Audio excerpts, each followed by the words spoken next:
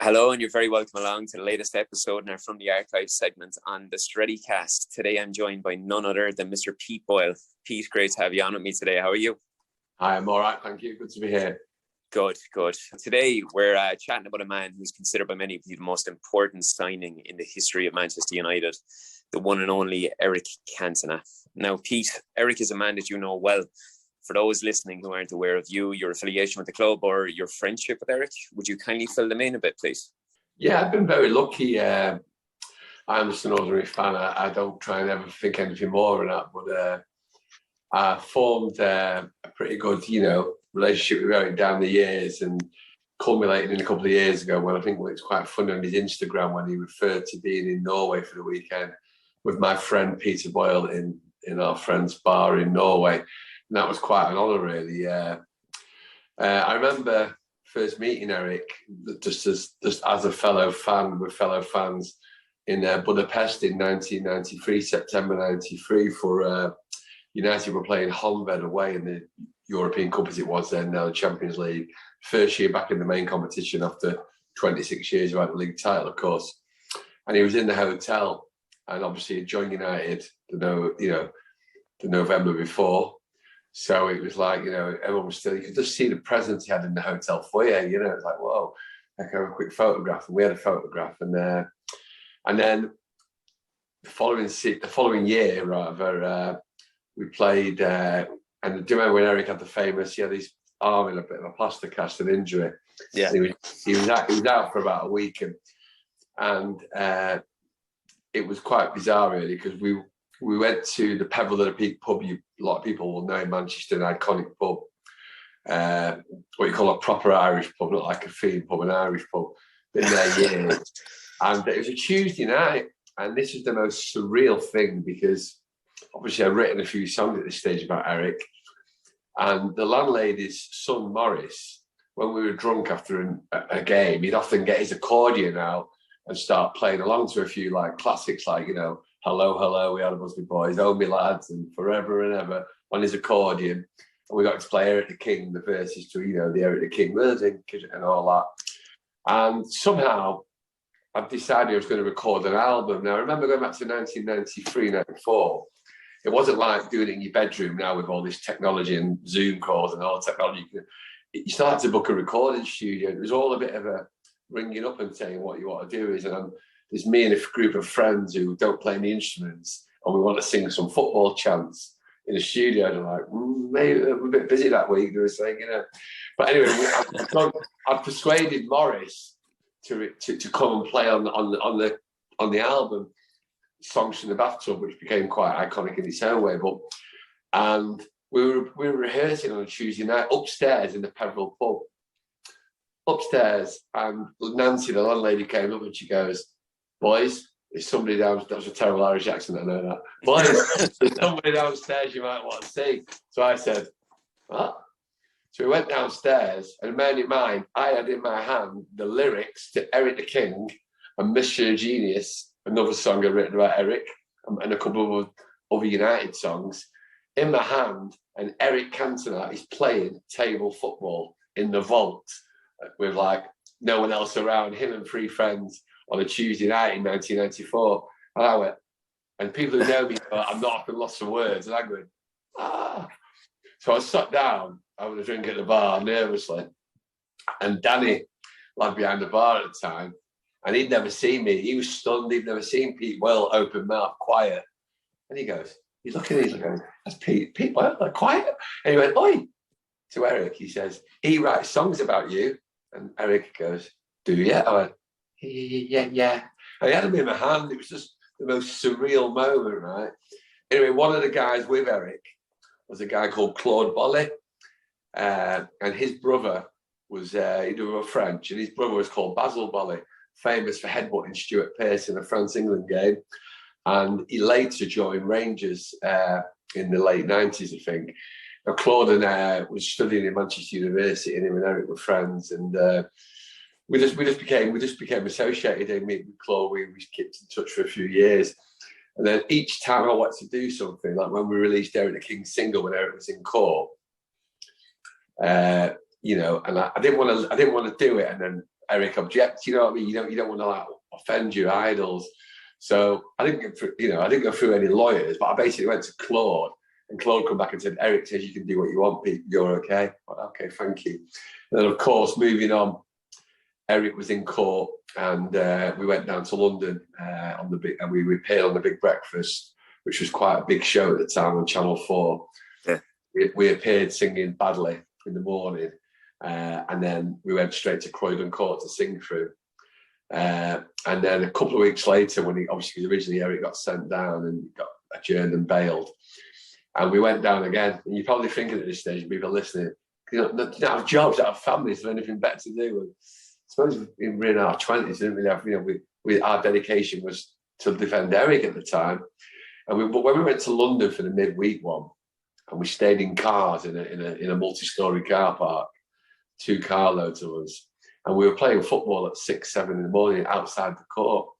And some security guards come out and went, "You come from Manchester for this?" We went, yeah. And we were all like really bleary-eyed, you know. And they went, "Wow." And they went, "Yeah, do you want to go inside to the court?" We said, "Well, what do you mean?" "Yeah." And they gave us some public gallery passes. So I got number 1 for Eric Cantona's appeal. But when we got in the court that day, but this time we were struggling to stay away. You can imagine, can't you? Yeah. And Eric comes in with Ned Kelly and Maurice Watkins, and Maurice sadly recently died, and he was a nice guy, Maurice, the solicitor. And Eric was in court, and it got, they reduced the sentence to community service, which Eric really enjoyed, taught local kids football, etc. But Eric looked absolutely stunned knowing that we'd come from Manchester. And he came over at the end to the public gallery and went, thank you, we were going, it's all right. So I think that cemented it a bit. And then, as a player himself, I mean, that was part of the relationship how it developed. And I never felt of it anymore. I was always in awe of him. And I used to make a joke that the first few times that I sort of spoke to Eric or Fergie, I can only associate it like with being on a date or being in the company of someone you want to go on a date with when you're about 17. And when they say your name, you go, I went, Fergie or Eric said to me, "Hello, Pete," or "Hello, Peter." And I go, hello. Now, and normally, I'm buzzing if it's a young player, if a young United player, if Marcus Rashford said, "Hello, Pete," or anyone like Tommy did, great respect to him. But any player, you're buzzing deep down, but you can hold it together a bit more, can hold it, I've been very lucky over the years, to do a few events with a lot of what we call legends, and they are legends. But when Eric or Fergie, I used to struggle for a while to keep it together. I was trying to be cool. At one stage, when I met Eric's wife, I was like this. And my mate went afterwards, "What are you chewing?" I went, "Nothing." I thought I looked cool. And he went, You are. And Eric introduced me to his wife and leaned over and kissed the cheek, chewing me imaginary gum, making it look cool, That's what you do. But it was going back to 1998 when the Munich Memorial game, when Eric obviously had retired the year before and come back to play in it. And Barthez was in that, and it was a bit of an exhibition game. And afterwards that night, I was with Claude Bolly and Eric's family in one of the suites at Old Trafford. And we're on a table, and at the time, Eric's first wife was there. And she goes, "Hello, Pete." That's a terrible French accent, probably worse than the Irish one. And I went, "Isabel?" She went, "Yes." I said, "Do you know who I am?" This is me, Pete Boyle, being 28 years old. Yeah. She went, "Of course. After what you did for Eric," she goes, "we were watching you on the news and on this show and on that show." And I was going, whoa. And that was like, that was quite a buzz. And so I don't ever think of it anymore. I've been very lucky down the years that, often when he's been in Manchester, we've met up and we've just met up for a coffee or a chat and a drink and nothing, mate. I'm not Eric's best mate. I don't claim that. I've done a few, I've met him quite a few times down the years, and it's going to take some beating to the, like I said, to going back to the trip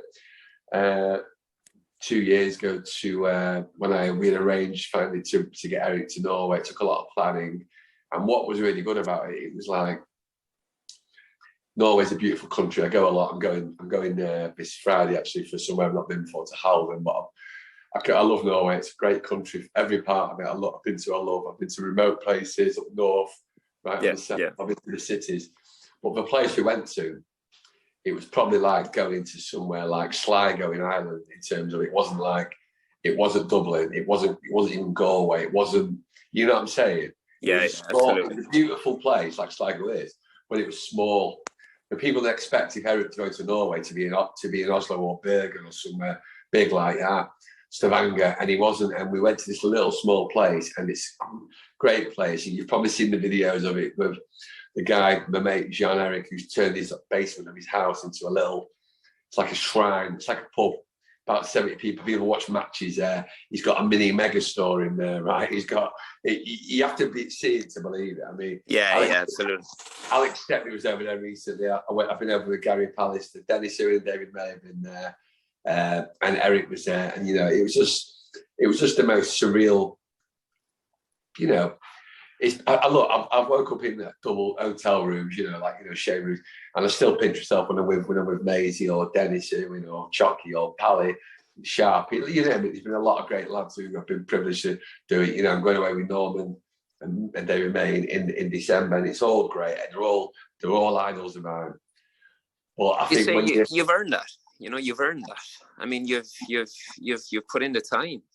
This is it's the reward for the dedication that you've shown throughout the years. Yeah, and the thing is, I suppose in some ways it is, but I never set out to do that. I think there's some people now in the modern concept, you think, I can do this, I can do it. I mean, used to be people write to United. United used to tell me this, no matter what, people who write to United and say, can I have Pete's job when he leaves? As if I got paid by the club, which I obviously didn't, writing songs. People thought it was a position. You know what I mean? I didn't do it, And the fact is, moving on now with the Red Army, the brilliant strides they've made and the singing, I'm quite comfortable at my age. I like to start the odd song off, but the fact is now, sometimes, because I've made myself a reputation with the songs, sometimes I felt obliged to get up. It was like we're playing a mundane game, a boring atmosphere, we're struggling against Coventry at home and no one's singing, so I'd get up because it was expected of me, and I created that thing for myself. But it's nice now that most people want to start songs in that section of the ground, particularly, But so I didn't, Israel, these were idols of mine, these people I've said now, and it's great to go over. But I never ever thought to myself, one day I'll be going away and doing events with these players on the pitch. And I never thought that in the 90s. I never thought I'd be going away and going to trips to Norway and Ireland with these people. You don't do it's just a part of it's how life's gone on. But I mean, I remember a couple of years ago, the time we had with, we went to Norway on the Thursday. We picked up Eric and his two brothers. It was in this 20-seater coach with Eric Cantona on the side of it, travelling through the Norwegian countryside. And you probably see got quite an iconic picture of me and Eric's brothers sat on the coach together, and that was quite surreal, having a 2-hour journey. And in lots of ways, of all the times I've met Eric, you sort of get to know each other a bit more when you're traveling in that close proximity, where you're just chatting rather than having a 10-minute chat here and a 10-minute chat there. And we had a great time. We had their own time, and we stayed in a beautiful part of Norway. And we went on a boat trip, about 8 of us on this little speedboat, and Eric drove the boat for a bit. And it was like, Eric was taking pictures on an old-fashioned camera of locals who had no idea who he was, you know what I mean?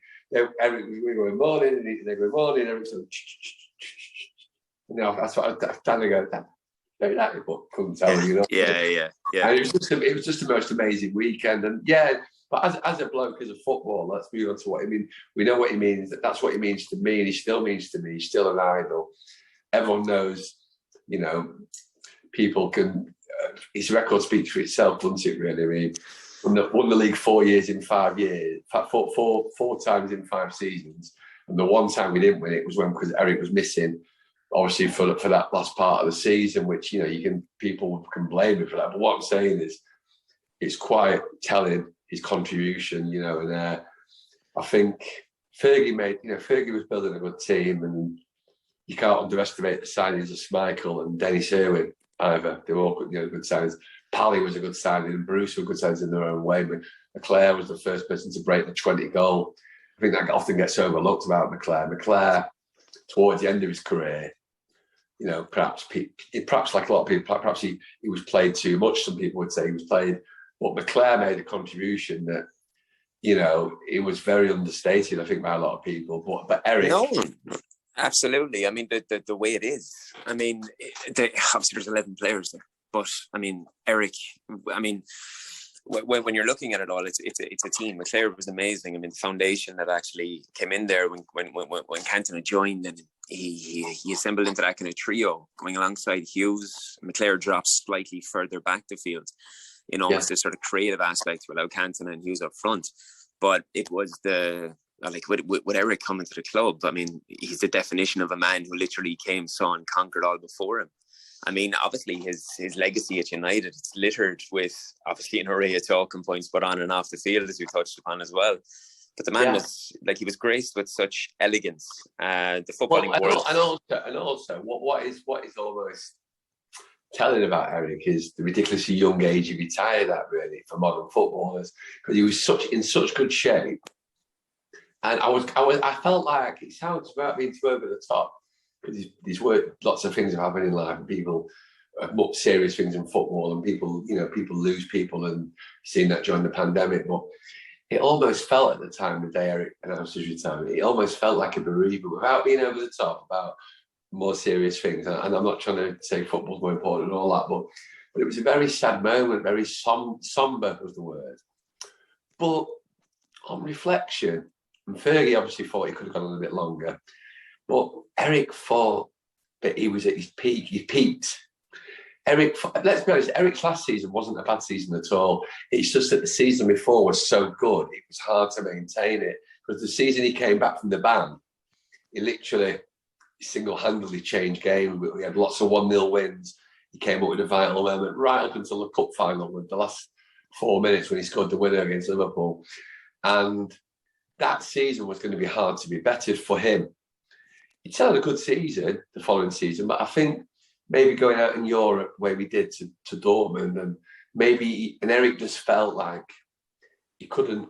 I think Eric felt he wasn't giving everyone value for money of the fans, because he felt that his game, he hadn't gone rubbish, but Eric felt he peaked at his best, and that's a testament to a man, because a lot of lesser people would have carried on and tried to get a few more contracts out of it, and carried on.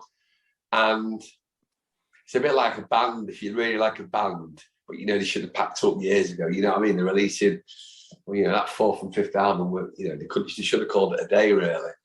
And I think some people are in danger of that now. Don't get me wrong. Some footballers can go on and they look after themselves. Ronaldo's a prime example of that.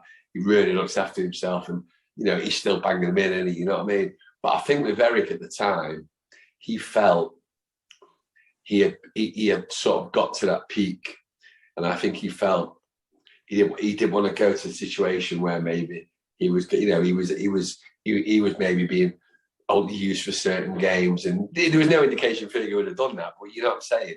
You feel that maybe mentally he was at a point where I've achieved what I've achieved over the 5 years and everything that he'd done prior to United, and that he's sort of thinking, can I really go further than this? Do I have the desire to be able to try to go further, and maybe just to, I suppose, negate the decline? Perhaps if we beat Dortmund, then we'd gone to the final European Cup. Perhaps he would have got another added zest and a taste for it, and could have gone on and won it again. But because you think about, 2 years later, what would have happened? Would he have? He could have. It's football's full of ifs and buts. We were talking about the fact that really, had things turned out differently, Norman Whiteside could have been playing alongside Eric, and that, Norman finished at a ridiculously cruel age in football. I know he'd already moved to Everton, but what I'm saying is, if things have changed out differently, Eric and Norman could have won the treble in their last years or something, couldn't they? Robbo won the league in his last 2 years of his career. You don't know. I'm not wishing things out. I'm pleased for what Eric did, and then his achievement, 4 leagues in 5 years is testament to it. But I just think that although I was gutted when he left, I'm not trying to contradict myself, I respected what he did, because I think that, like a true artist he is, he felt, I've done that now. And look at the way he completely changed his life. He moved to Barcelona initially. Now he lives in Portugal. He did the acting, and let's be honest with you, he might have been getting an acting part because of his football notoriety originally. But make no bones right now, he's got respect as an actor, and he's not the same because he's Eric. If it was a bit like, God, Eric's acting is not exactly the people like in The Great Escape who are just doing walk-on parts and saying one word. Eric's acting now is pretty respected, I think. He's done some quite diverse things. He's a bit of a household name in parts of France for his acting. So I think you've got to admire him for that, the way he's moved on and attacked other things, really. Well, absolutely, yeah. And I mean, I think the easiest way of describing Cantona, in my own opinion, I mean, I'm not privileged to have had the experiences that you've had, but he's the definition of what I would class as an enigma. I mean, there's nobody like Eric. Eric is the definition of unique. I mean, the charisma and the dynamism that he had on the football field, off the football field, it was obvious, like, when he decided to hang up the boots, as he did I suppose, at an early age. He did for whatever reason he wanted. But, I mean, he was never finished, and he's still not finished. He's got so much more to come, and it could be in whatever aspect he chooses, really, because I don't think he feels... I mean, correct me if I'm wrong. You've shared plenty of drink with him, but I'd imagine he could turn his hat at anything, or at least he thinks he could turn his hat at anything. Yeah, but I'll tell you what way he's looked up to. Very well-known actor called Christopher Eccleston, used to be former Doctor Who, of course, and been in some great films like leading roles and Shallow Grave and Our Friends from the North. He's a very good actor, cracker. He's done all that, but he's a renowned actor, Chris Eccleston, very down to earth, but a big United fan from Salford. And one of Eric's first bit part films after finishing football was the film called Elizabeth, about the monarch. And Christopher Eccleston told me this story about 20 years ago, actually. It must be 20 years ago easily. Because it was about 1998, I think, 1998, 99. And Chris Eccleston had the main part in this film, one of the main parts, and Eric was just a little small part. And they had a small break in rehearsing, doing the recording. And Chris was walking round, and Eric sat down on the Queen's throne just for a break, like, and then he saw the main actor, Chris Eccleston, come, and he went to get up out of the throne, and Chris Eccleston said, No, you're always the king. You're always the king. Fantastic. And he said, you know what, Pete? Chris said, it just looked, even though it was a film, it just looked like it was right. He was sat there with his arms spread out on the throne, and I thought, I can't stop him. And this was like, Eric probably wasn't aware at the time, probably does now, how much of a fan Chris was of him, And that sums up really, yeah. That shows you how. And also, I mean, going back to his friend Claude Bolly, the French guy, he used to tell me stories about when Eric was at United, and they'd go out to restaurants in Manchester. And Eric had been well known at different clubs, but he'd never had the adulation he had at United. They were all a bit took aback by it wherever he went. People would literally be falling down and going, "Oh, Eric," I mean, that wasn't just me, by the way. That was everyone. But it was in this restaurant in Manchester, Claude said, and there was a woman there. She had like a real tough-looking, like a bit of a gangster husband, whatever, And she went, "Oh, Eric, you can have my children. Where do you want to go? Oh, Eric," and all that. And Eric and Claude going, okay. And the other guy looking a bit snarl, but he was all right with me, And then you get to the situation where, even the truth of the matter is, even a few City fans around, I mean, they all knew. They might say, look at gigs about certain players. They saw like modern players, but when they saw Eric, people didn't. Eric didn't get abused in Manchester. People would say, "Well, there's Eric Cantona," and you even have to look at like Liam Gallagher. How he, once Liam Gallagher, would always have. He even said at the time, back in the 90s, much as he hated United, he goes, "That Cantona's a geezer." You can see now he's like, he asked Eric to appear, and Eric appeared in one of his videos and all that. And I think that he had that sort of.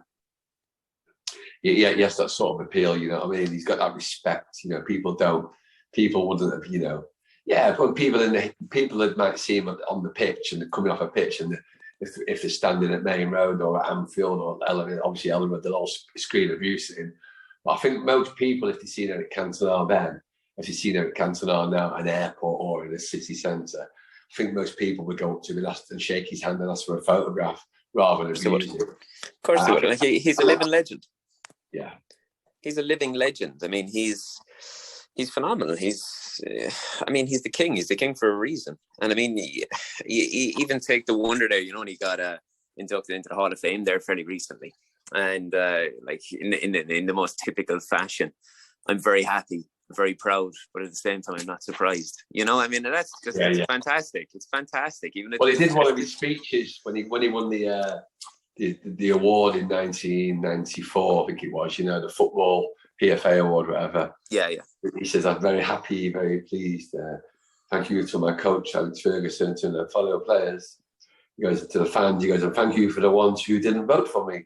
You know? Yeah. And it was just like, very well. I think he might have said the ones who didn't vote for me. You know, and it was just like, it was brilliant. And like I said, he's been some great players that United down the years, and you know, some never some great players really maybe deserved a song, never got a song about them. Eric's got songs, 1997, so it's like 25 years since he stopped playing, and next year, and he's like, he's still got songs sung every game about him, every game his songs sung about him. And we had in my time, he had a full album of songs. Cantona album came out, it was the only album in 1995 in NME, New Musical Express, to get 10 out of 10. You had Oasis with Morning Glory, got 6 out of 10 by the critics. I think you had Pulp, got 7 out of 10 with Different Class. I think The Great Escape by Blur got 9 out of 10, and Cantona album got 10 out of 10 by pure luck. The guy that reviewed it was a United fan. I didn't know at the time, but I know now. Johnny Cigarettes, and he reviewed it in NME, and he said, "There's this song about that. There's this song about that." He said, "Pete Boyle provides excruciating rhymes." I'm just buzzing because I was mentioned in NME in a review. You know what I mean? and he said marked, and he said 10 out of 10 naturally. So yeah, it might have been tongue in cheek, but it got 10 out of 10 in the New Musical Express, and that's something I can always say to my kids. You know what I mean? Absolutely, man. Yeah, I'm fully aware of the dates and the years that go along with this.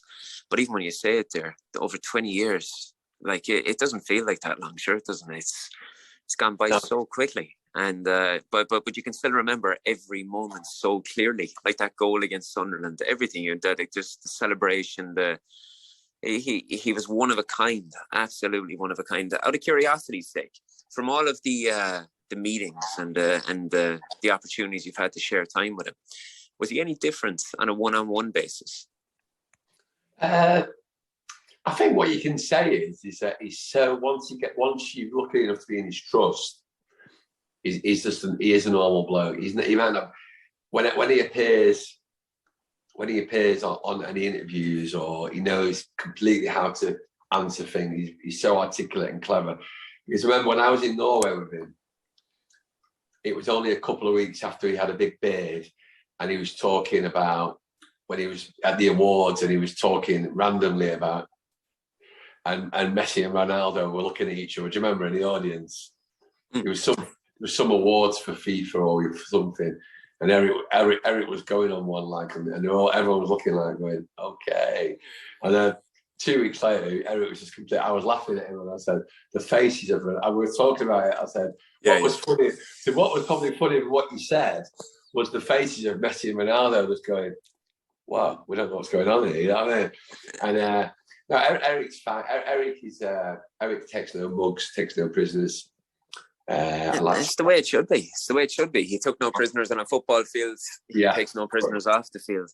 And I mean, he's very good. He's very good fun to be away with Bunching's company. Like I said, we had a very good laugh with some in jokes, and you've probably seen the video I've tweeted enough times about Chris Waddle, because basically the fast show was what it is. But the story behind it briefly is basically when I go to Norway, when a lot of my Norwegian friends, because most of them speak perfect English, obviously in Norway, and when they start speaking in fluent Norwegian, I always go, I originally used to go, this is Chris Waddle. And they were going, what are you on about, Chris Waddle? So I told them a sketch from the fast show, the Norwegian. So my close bunch of Norwegian friends, they know the Chris Waddle joke. So when we was in Norway, I forgot that Eric and his brothers were like in the room. And we were just talking, and they were talking in Norwegian briefly. And I went, this Chris Waddle. And then Eric and his brothers went, Chris Waddle? Because obviously Eric's brother, Eric played with him at Marseille. And I went, oh, right. So I had to explain the gag. So then Eric agreed to do it with me, the Chris Waddle. It's become legendary now, you know what I mean? So it's fantastic, man. We were doing that all weekend, in between little different parts of the weekend, and we went to a few visits, different places, and Eric could just do it. And even on stage, when I asked him a question at the end of the Q&A, and he forgot what the question was, and then near the end he went, "This is the Chris Waddle," and about 10 people and 200 people laughed, and everyone else in this room of Norwegians thinking, "What's he on about?" You know what I mean? It was quite brilliant, really. That's fantastic, man. No, look, it's one of those things that, as I said, he's an enigma. He's a once-in-a-lifetime player. We were, I suppose, someone like myself, I was lucky to get to witness him, television and in the flesh, going back and forward to the games. Obviously, you've had a completely different perspective. In my own opinion, I'd say the predominant factor in the majority of his performances on the field, it was the aura that he had around him. I suppose it often seemed like a very lethargic approach that he had this grace and a commitment to winning. And I think it saw him elevate the performance of his teammates as well, as obviously inspiring Old Trafford to regularly respond in that sort of 12th man manner. I think overall with him, when I look at him, I mean, it's a combination of the goals, the assists, the celebrations, the controversy, the quotes, the overall brilliance. I mean, I think it's fitting that he was graciously referred to as King Eric. I mean, to me, he's going to stand with his legacy as a stuff of legend. I'm sure you agree with that. And his importance to a side that dominated the early years of the Premier League is obviously undeniable. I mean, for me, and I'm sure for many, he's obviously the defining cog in Sir Alex Ferguson's winning machine. I think to the Reds who were privileged to watch him live, he's simply our Eric, isn't he? I mean, I suppose with that, I got to say thank you very much, Pete, for joining me today. I mean, the stories that you tell are phenomenal, and I hope anybody that gets to listen to this will enjoy listening back on these real life perspective and these face-to-face environments that you had with one of the greatest to ever do it. If anybody ever wants to get in touch with you, Pete, how can they get you on your socials? Yeah, you can follow me on Twitter, Boyle, B Pete 1970. Just search Pete Boyle, Man United, Twitter, it usually comes up. And got hold of me, but I enjoyed it. I always enjoyed talking about Eric. It's just been like a normal day. It's like a normal day at the breakfast table or the dinner table with my family. When they say, "Can't we talk about something else now?" Absolutely. Yeah, brilliant, man. Brilliant. Well, look, anyone who does follow you, they might get the privilege of catching a couple of the Chris Waddle videos as well. I'm going to leave you guys today with one defining quote from one of the very best ever. Wear the famous shirt, nice and simple, and that I am not a man, I'm Cantona. Anybody listening here today, you want to just drop a follow at Streddy News and at Streddy Cast. You want to get in touch with myself, it's at Shaun Connolly 85. And as Pete said, he's got his tag. Pete, lovely talking to you. And we look forward to speaking again. Thanks so much. Yeah. Take care. Thank you. Bye-bye.